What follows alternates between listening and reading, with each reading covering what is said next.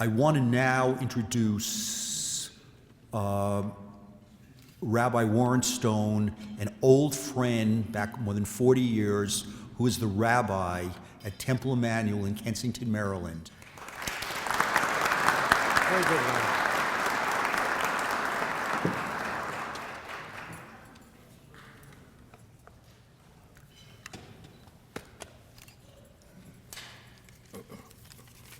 We haven't had a chance to see each other in many years, and it's wonderful to be reunited and have his daughter Meredith and Justin as part of our Temple Emanuel community in our Washington area.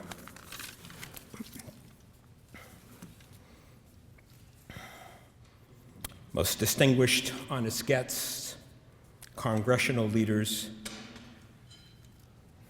Makor Chaim, God's source of all life, Ribono Shel Olam, we gather now for this historic moment commemorating the 100th anniversary of the Albanian independence from Ottoman rule, acknowledging the courage and heroism of the Albanian people, Christians and Muslims, to rescue the entire Jewish population of Albania during the darkest years of the Holocaust. We're grateful to the Albanian American Civic League and the leadership of Congressman Joseph DioGuardi and Shirley DioGuardi, and Ron and Karen Vetner, and many guests of honor. Thank you, God, for our food, for our sustenance, for the bread of the earth. May the spirit and courage of human freedom and heroism live within us, uplift us as we face our common futures. Amen.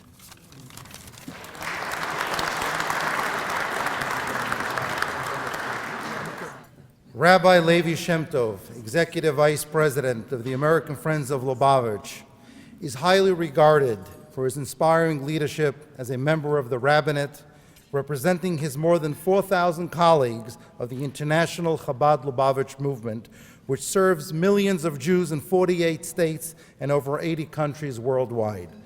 Rabbi Shem Tov enjoys good relationships with our nation's top communal and governmental leaders, who welcome his keen insight as they deal with some of the most complex domestic and international issues facing the Jewish community and American society generally. Rabbi Shem Tov is also the founder of the Capital Jewish Forum, a bipartisan group right here on Capitol Hill, which serves to create and enhance a sense of Jewish identity and community among Jewish congressional staffers and members of Congress. I like to informally refer to Rabbi Shem Tov as the ambassador of the Jewish people, as his headquarters is located at Embassy Row, and every problem confronting the Jewish community globally and locally manages to capture the attention of the rabbi, so we're very grateful for his presence here today. Thank you, Rabbi Shem Tov.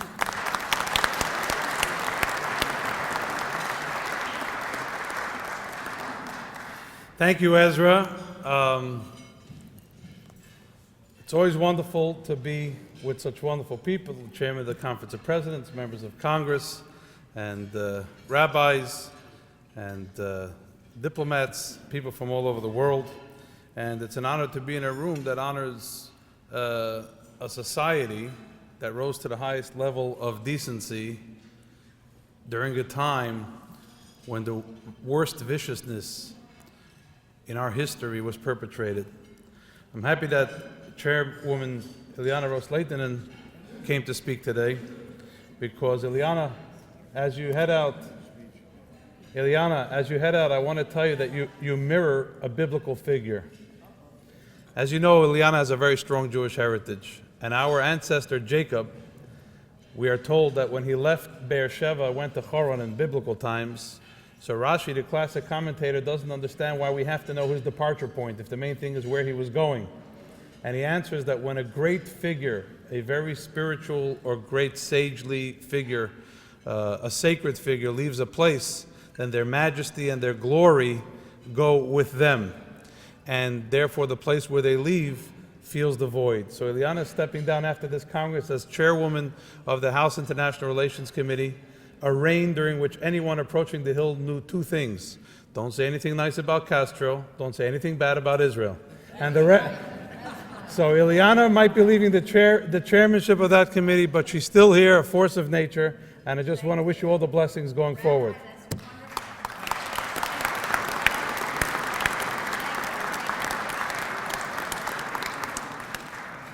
Now, the reason you're fortunate among the speakers is I have a 2 o'clock flight from Reagan Airport, so this is going to be very, very brief.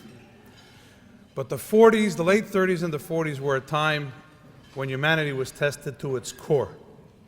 People were being slaughtered just for who they were, and as Elie Wiesel once said, he spent many years trying to figure out whether the Nazis had a valid reason to hate him. Maybe there was something wrong that he just didn't want to face up to. He says, I came to the conclusion they couldn't possibly have a valid reason to hate me because they hated me before I was even born, which meant there was a visceral hatred. It was a terrible trait. And in that time, there were people that rose to the level of heroic valor, which was only recognized many, many years later.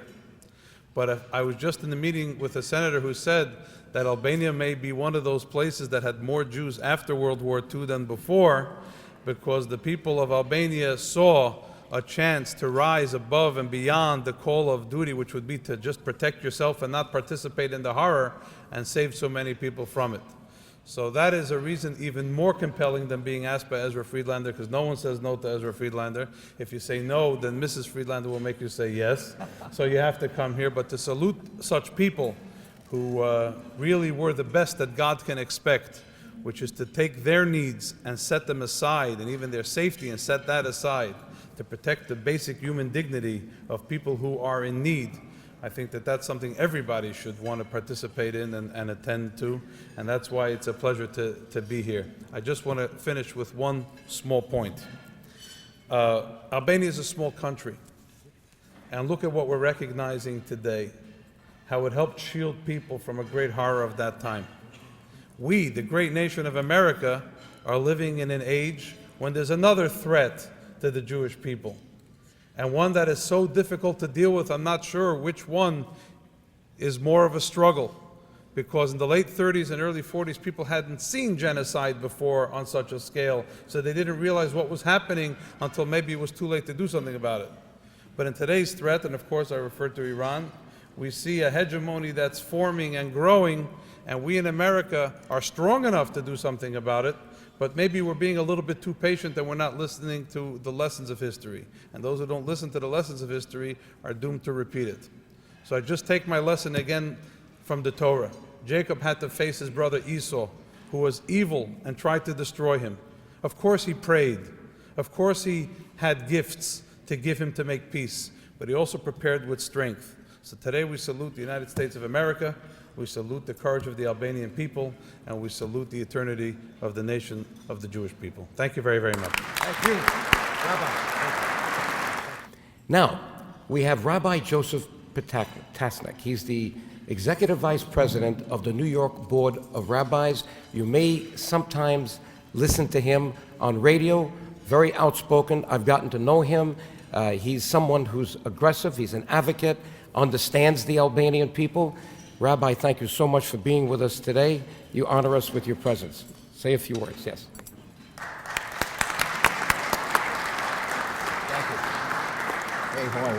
Thank you, Mrs. Lantos, Joe and Shirley. Ladies and gentlemen, I received an interesting call from Ezra Friedlander. He said to me, Rabbi, do you believe in free speech? I said, Ezra, I certainly do. He said, good, I want you to come and give one. Thank you so much. Let me say to all of you here that I'm a child of Holocaust survivors. So, firstly, I come to say thank you. Secondly, I want you to know that when my parents arrived in Lynn, Massachusetts after the war, having lost 5 children, the first group to reach out to them were the nuns of St. Mary's Church. Now, they did that because of their moral code. They didn't do it because Catholic, Jewish, they did it because it was the right thing to do. You reached out to Jews because of Bessa, because it was the right thing to do. So yes, we talk about different faiths, but ultimately it is the decent of all faiths who must stand together against the indecent of all faiths. So when you ask someone after the war, why didn't you do anything? The person's response often was, well, what can I do? When you ask someone from Albania, Why did you do what you did during the war? The response was, what else could I do? Big difference. So thank you so much. We come here today, and very often we as Jews say what? Am Yisrael Chai, may Israel live. I'd like to add to that today, Am Albania Chai, may you also live together with us. Thank you so much. We have with us Professor Richard Stone. There is a fabulous organization called the Conference of Presidents of Jewish Organizations of America. I think there's probably over 300. Close enough? Okay. All right. Well, he's going to be speaking, but I wanted you to see a clip of me and Malcolm Hoenlein, who is I guess he's the executive the chief operating officer of the conference. Professor Richard Stone is the chairman of the board. But it so happens that Malcolm came with me to Israel in 1985 when he was the head of the Jewish Community Relations Council, I believe it was, in New York, and we were there, and it was right in front of Yad Vashem. Malcolm, it's good to be here in Israel with you. I was here 18 months ago on not a trip dealing with my responsibilities now as a congressman, but as a citizen here to see what I can do in some small way to help Israel deal with its strategic plan for the future. Being here at the Yad Vashem, I guess, is a good place to focus on the importance of Israel to the world, not only to the Jewish community in the United States or where I am in Westchester County, but to the fact that a very important part of Israel is the fact that we have here a memorial of man's inhumanity to man, at least here at the Yad Vashem, that in history there were times that we had to reflect on how bad a man can be to man. I think you're quite right that this is a fitting starting point. I think to understand Israel, to understand the commitment of Jews around the world and of non-Jews who understand what happened 40 years ago, the silence of the world in the face of the destruction of 6 million Jews and millions of others, seeing the depths of depravity to which human beings could sink in their hatred of others. I think understanding the pledge that every Jew takes in one way or another of never again, never allowing what happened 40 years ago to happen again to any people. And Yad Vashem stands as a memorial not only to the 6 million Jews who died, but as a constant reminder to all people and as a living reminder.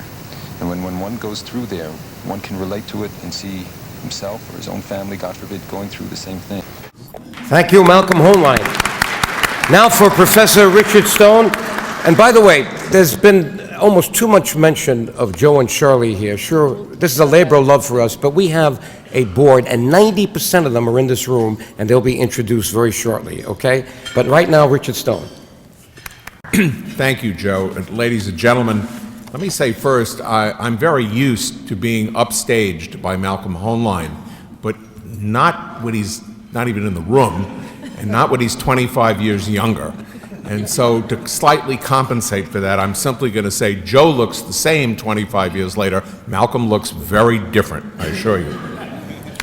The organization that I am chairman of, and Malcolm Hoenlein is the extremely well-known and outstanding CEO, the Conference of Presidents of Major American Organizations, is the umbrella that represents 51 major American Jewish organizations and really represents the organized American Jewish community in international affairs and relations with most of the world. I'm here today solely, come from New York, we'll go back to New York, I'm here solely to attend this occasion. And I'm telling you this not to ask for your gratitude, but simply to give you an idea of how significant I think this celebration of the 100th anniversary of the independence of Albania is, and to bring you greetings from the entire American organized Jewish community.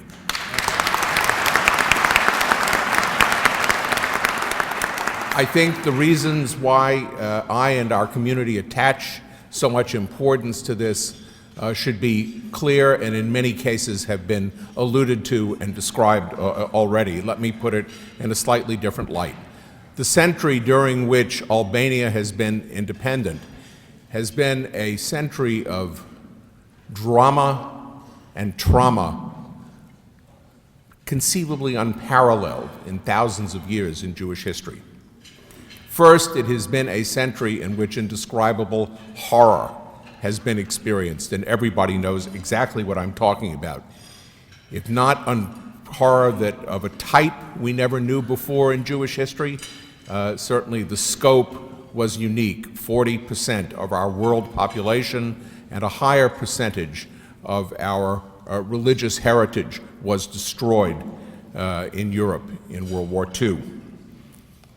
We have, as you well know, looked for the perpetrators and continue, as they go into their late 90s, to look for the perpetrators of this horror, not in order to have vengeance, but in order to do everything we can to publicize what happened and to make sure that it won't happen again to Jews, to Albanians, or to anyone else. But just as important as our search for perpetrators is the search that we have assiduously conducted for those righteous people among the nations who rose above human expectation, risked themselves, put themselves out, sacrificed themselves, and acted with extraordinary humanity to save whatever of our people they could in their midst. And in that regard, we are so grateful to know, to have had uncovered the extraordinary behavior of the Albanian people and of Albania toward its Jewish population and to its neighboring Jewish population. The fact that Albania has been called a righteous nation by Yad Vashem, that 69 individual Albanians have been named as righteous people of the world in an official recognized capacity is itself a reason to come here no matter how tired I may happen to be. And the fact that the Jewish population of Albania increased during World War II is something that the American Jewish community will forever remember, and so will world Jewry. Unbelievably, the Jews now have their own state after 2,000 years. It's a state whose Declaration of Independence is now in its 65th year, might catch up on Albania someday. It's a democratic state that is Jewish in character, democratic, and where high tech is changing and improving the world with what I think I can modestly call Jewish talent and Jewish initiative.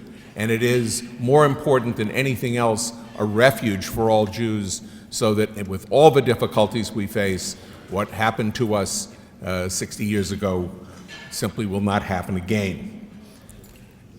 Once again, we enormously appreciate Albania to be one of the real lights in the world of understanding of the accomplishment of the State of Israel, of understanding the decent character, and of allying with the State of Israel in a very, very hostile world. First, the government of Albania repeatedly speaks out against terrorism and repeatedly calls the Iranian president, by analogy, properly to Nazis. Next, the Albanian government, and your prime minister in particular, have repeatedly made it clear that though we all want a just settlement of the Israel-Palestinian conflict, the way to that settlement is bilateral negotiations, not unilateral declarations brought to the United Nations.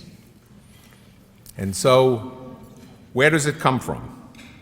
You have shown us hospitality, heroism, sacrifice, tolerance, freedom, in spite of the fact that, as has been mentioned here, Albania has been subjected for hundreds of years under Ottoman rule, for a nasty few years under Nazi rule, and then for more than half a century under indescribable and really unique dictatorship of the communist regime. Where did this incredible show of humanity survive in a people so beleaguered? Your inner soul proved itself, and I've been reading, and I've been helped by my host today, I've been reading about something called Ressa. I hope I'm pronouncing it right, but it is apparently a concept that needs more and more study and understanding because it is rich in ethical tradition and in spiritual tradition, and it is apparently a good description of the soul of the Albanian people. We are also a people who have been beleaguered like you. We are a tiny fraction of the world's population, and the analogies between us have been stated, and I think they are seriously obvious. So it's a special privilege to be here, to be associated with the great Tom Lantos, may he rest in peace and may his memory be blessed, to be with Joe and Shirley DioGuardi, who have done so much to bring these important facts to bear. We are from the Near East region and the Balkan region are probably two of the most difficult and complex in the world. I want to thank the Retners for chairing this today. We'll continue in friendship. I thank you for that friendship, and we will thrive together and overcome evil in the world. Thank you. Thank you. Okay, Ron. I'd like to call up Bob Levi, the chairman, the newly elected chairman of the National Council of Young Israel, representing hundreds of synagogues across the United States with hundreds of thousands of members, to please deliver brief greetings. Thank you very much.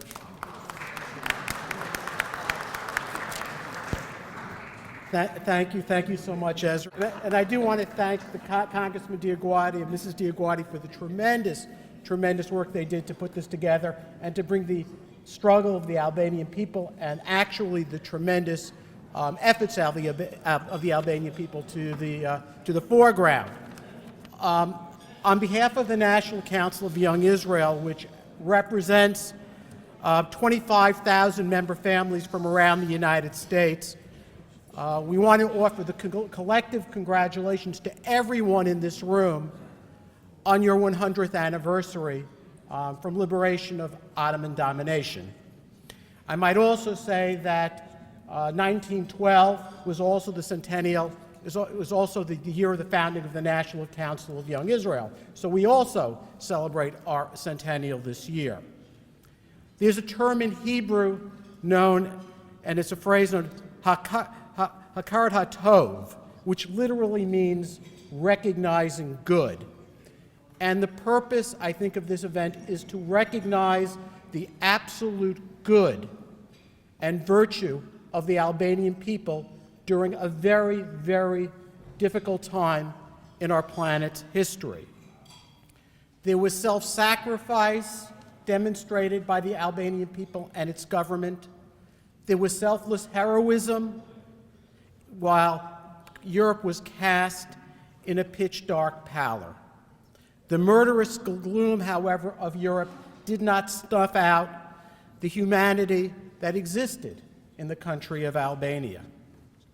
And I think to fully appreciate what was going on in Europe and in your small part of the world is to understand what was going on here in the halls of Congress in the United States at that very same period of time, because only when we look at it in context can we truly appreciate the significance of the efforts that you actually put forth at that troubling period of time.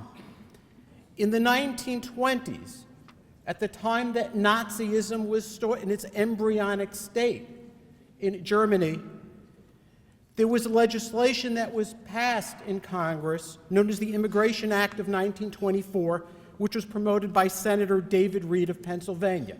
And he probably had his office in this very building. And what that did was that significantly restricted immigration into the United States to such a level that left countless Jews in harm's way in Europe. Only 9 senators who had their offices in this building or in the next building in Dirksen In the next building, actually Dirksen wasn't built yet, so it would have been in this building. Only 9 senators cast their vote against that restrictive immigration bill. In 1939, there was something known as the Wayne Rogers Immigration Bill, which would have permitted 20,000 Jewish children under the age of 14 to come to these shores. That was defeated. So I think to fully appreciate what Albania did, one had to look at our country and what we did not do. So thank you, Albanians, for what you did. My father and grandparents emigrated from Germany in 1938. They were lucky enough to have a relative here who was able to secure them visas. I think of what would have happened had they not been able to emigrate there, to here. Would they have been able to get in Albania? I don't know. What would they have done? Where would they have gone? Where would I be?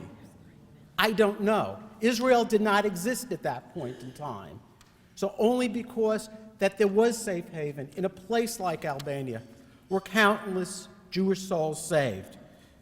There's a saying in the Talmud, and it's almost cliche, and I think you've probably heard it. If you saw the movie Schindler's List, you saw it, you probably heard it there. The Talmud says, those who destroy a single soul, it's as if you destroy the entire world. But the corollary to that also is whoever saves a single soul saves the entire world. Think of how many worlds Albanians saved in the 1930s and in the 1940s, and think of how many worlds you helped create and made sure that they are here today, the progeny of those souls. Indeed, Bessa, and I hope I pronounced that word right, an ancient yet eternal code of honor saved humanity. Only within the past 2 decades have we become privy to the depth of the heroism of your people. Though belatedly, on behalf of the National Council of Young Israel, let me humbly express my gratitude, my appreciation. Thank you, thank you, thank you.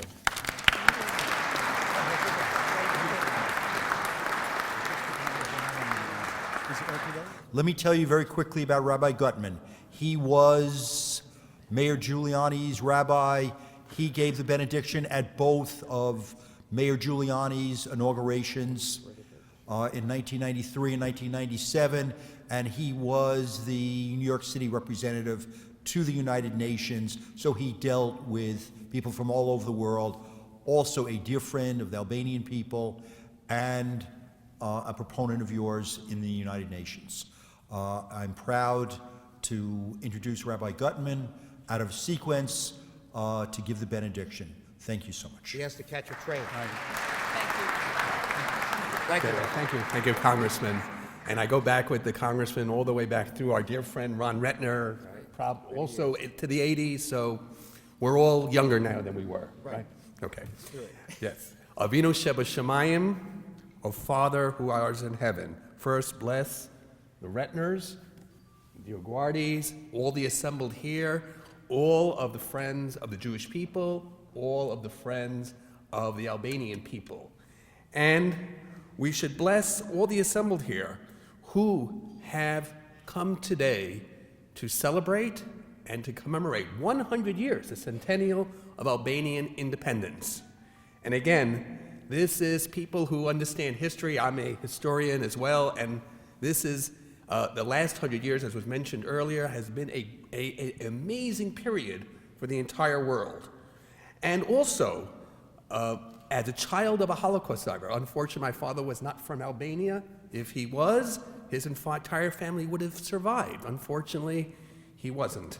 My father, though, did endow me with the spirit to understand and to thank people that helped Jews during the Holocaust. And again, to learn more about the nation of Albania, which as a corporate whole basically saved all of its Jews. Again, no other nation did that. This, for me, I know my father, who is watching from the heavens, and my grandfather who perished in Auschwitz, who I am named after. They're watching this today and blessing all of the assembled here.